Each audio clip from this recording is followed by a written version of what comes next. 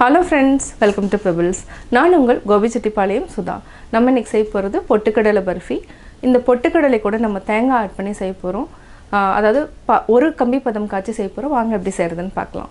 பொட்டுக்கடலை பர்ஃபி செய்யறதுக்கு தேவையான பொருட்கள் என்னன்னு பார்க்கலாம். பொட்டுக்கடலை நம்ம 200 கிராம் எடுத்துக்கிறோம். இது கூட ஒரு 20 முந்திரி எடுத்துக்கலாம். ஒரு 50 கிராம் அளவுக்கு நம்ம desiccated coconut எடுத்துக்கலாம்.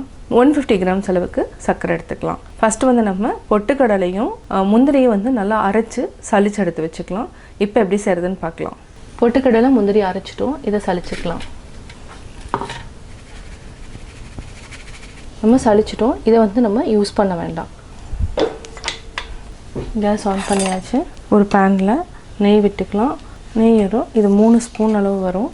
சலிச்சு வச்சிருக்கிற பொட்டுக்கடலை desiccated coconut இது ரெண்டையும் நல்லா மிக்ஸ் பண்ணிக்கலாம்.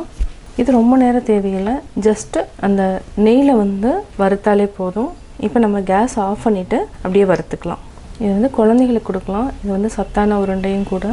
கீ வந்து நிறைய ஜாஸ்தி யூஸ் பண்ணுறதுனாலும் பண்ணுங்கள். நான் வந்து ரொம்ப குறைவாக தான் இதுக்கு யூஸ் பண்ணியிருக்கிறேன். நல்லா வறுத்துட்டோம்.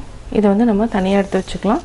இப்போ சர்க்கரை பாகு காய்ச்சிக்கலாம். சர்க்கரை இருந்தாலும் ஓகே, வெல்லம் இருந்தாலும் ஓகே. நான் வந்து இன்றைக்கி சர்க்கரை எடுத்துருக்கிறேன். கேஸ் ஆன் பண்ணிக்கலாம்.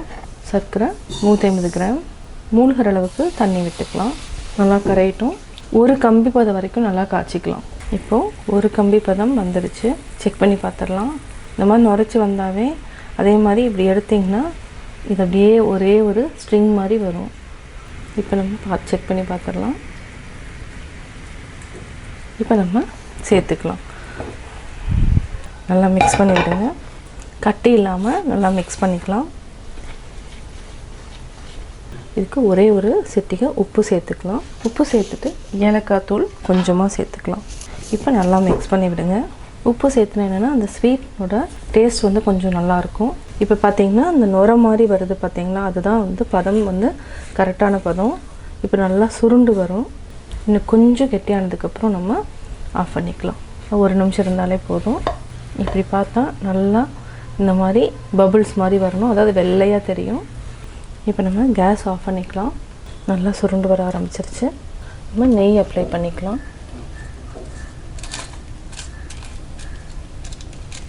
இப்போ நம்ம ஆட் பண்ணிக்கலாம். சமப்படுத்திடலாம். இதுக்கு மேலேயே நம்ம பாதாம் இருந்துச்சுன்னா பாதாமிலேயே தூவிக்கலாம்.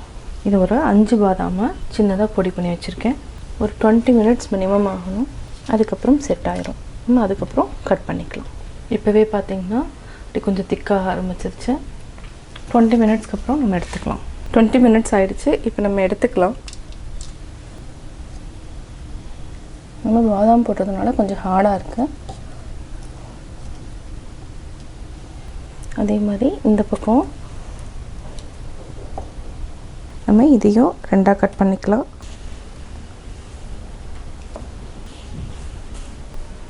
சுவையான பொட்டுக்கடலை பர்ஃபி ரெடி. பொட்டுக்கடலை பர்ஃபி எப்படி செஞ்சுங்கிறத பார்த்தீங்க. நீங்களே வீட்டில் ட்ரை பண்ணி பாருங்கள். பார்த்துட்டு உங்களுடைய கமெண்ட்ஸ் எனக்கு சொல்லுங்கள். லைக் பண்ணுங்கள், ஷேர் பண்ணுங்கள், மறக்காமல் சப்ஸ்கிரைப் பண்ணுங்கள். என்னோடய குக்கிங் வீடியோ முடிஞ்சதுக்கப்புறம் பார்த்தீங்கன்னா ஒரு திருக்குறள் வந்து நீங்கள் பார்க்கலாம். உங்கள் குழந்தைகளுக்கு நீங்கள் சொல்லித்தரலாம். செல்லா இடத்து செந்தீது செல்லிடத்தும் இல் அதனின் தீய பிற. சினம் தன்னை விட வலியவர் மீது சென்றால் அது தனக்கே தீங்கு பயக்கும். அது தன்னை விட மெலிந்தவர் மீது சென்றால் அதனினும் தீமையானது வேறொன்றும் இல்லை.